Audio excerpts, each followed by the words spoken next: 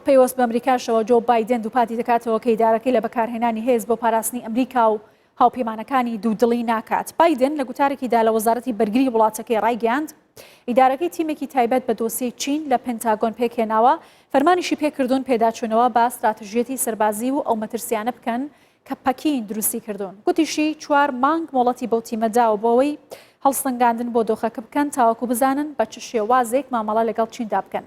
بایدن دووپاتیشی کردەوە کە ئیدارەکەی بۆ پاراستنی ئەمریکا و هاوپەیمانەکانی لە بەکارهێنانی هێز دوودڵی ناکات.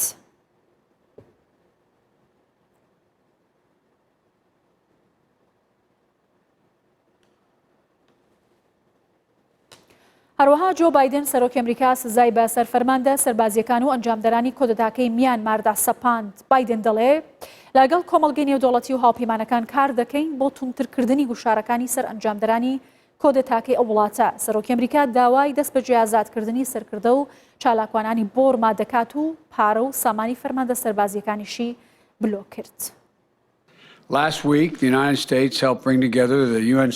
هەفتەی ڕابردوو ئەمریکا هاوکار بوو لەوەی ئەنجومەنی ئاسایشی نێودەوڵەتی تایبەت بە دۆخی بۆرما کۆب بێتەوە و ڕاگەیەندراوێک دەربکات بۆ پشتیوانی لە پرۆسەی دیموکراسی لەو وڵاتە.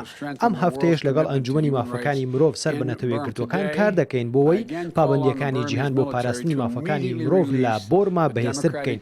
داوا لە سوپای بۆرماش دەکەم دەست بەجێ سەرکردە سیاسیەکان و چالاکوانەکان ئازاد بکات. پێویستە سوپا ڕێز لە خواست و بژاردەی خەڵکی بگرێت و دەسەڵات ڕادست بکاتەوە. ئەمریکا ڕێگری دەکات لە دەستڕاگەیشتنی ئەنجامدەرانی کودەتاکە بە ملیارێک دۆلاری حکوومەتی بۆرما کە ئێستا لە ئەمریکایە. جیا لەوەش پارە و سامانی فەرماندە سەربازیەکان و کەسە نزیکەکانیشیان لە ئەمریکا بلۆک دەکرێت.